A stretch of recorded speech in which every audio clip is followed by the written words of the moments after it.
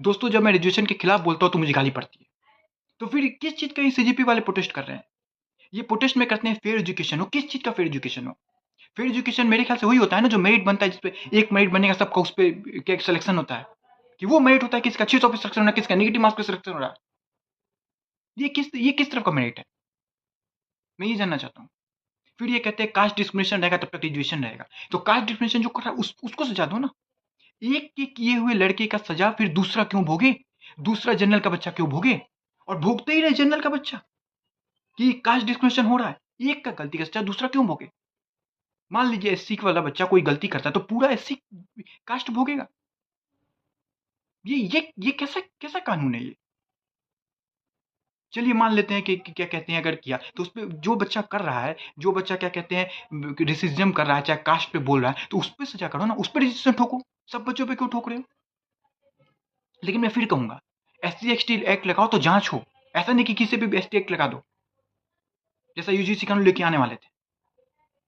फिर दूसरा बात सुनने को क्या मिलेगा कि हमारे पूर्वजों ने ऐसा किया था। आपने देखने क्या था पूर्वजों ने ऐसा किया था?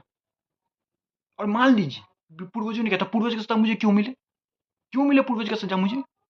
और मान लीजिए मेरे पूर्वज ने किया तो मुझे सजा मिले, तो फिर सारे जनरल वाले को सजा क्यों मिले?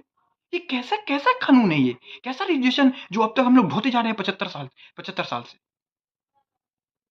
मान लीजिए मेरे पूर्वज गलत हो गए, तो सब सारे जनरल को क्यों क्यों क्यों मिलेगा रिजर्वेशन? किसी कोई एक एससी वाला गलती करेगा तो सारे एससी वाला को सजा मिलेगा। कोई एक ओबीसी वाला कास्ट गलती करे सारे को सजा मिलेगा। ये घटिया नियम रिजर्वेशन लेके आप बैठे हुए हैं 75 साल से और इनके वाहवाही करते हैं। फिर तीसरा बात ये क्या कहेंगे कि टेम्पल में ब्राह्मणों का रिजर्वेशन है। अरे क्या टेम्पल में ब्राह्मण का रिजर्वेशन है? अब तो ओबीसी का भी होता है, एससी एसटी का भी होता है। हमारे जो पूज्य श्री राम जी हैं, उस सबसे बड़ा हिंदू का मंदिर है श्री राम जी, उसमें भी एससी एसटी कम्युनिटी है, पंडित बने हुए हैं। और मैं खुद ब्राह्मण हूँ, क्या मैं भर्ती हो सकता हूँ? मुझे पंडित ले लेगा उसमें? नहीं ले सकता। सबके पास, सब जनरल वालों के पास पैसा नहीं रहता, सबके पास खेती नहीं रहता। मुझे पता है, मेरे बाबा आते थे पंडित जी से। मुझे पंडित नहीं बनना, मुझे पंडित नहीं बनना। 25-25 या 50+ रुपया मिलता था, 2002 या 1998-97 का बात कर रहे हैं मेरे बाबा को। और उस समय ऐसा ऐसा क्या कहते हैं, अभी तो फिर भी ठीक देता है। उस समय जो सबसे सड़ा हुआ चीज होता था ना, जैसे चावल हो गया घून लगा हुआ ऐसे, वो मिलता था पंडित को घर ले जाने के लिए दान में। 25 पैसा 50 पैसा उसमें घर चला हुआ है। वो तो आज फिर भी ठीक है, हमारे पापा हैं, हम लोग हैं ठीक ठाक, ये तो आज ठीक ठाक से हैं। सबके पास जमीन नहीं होता, सबके पास कट्टा कट्टा जमीन नहीं होता।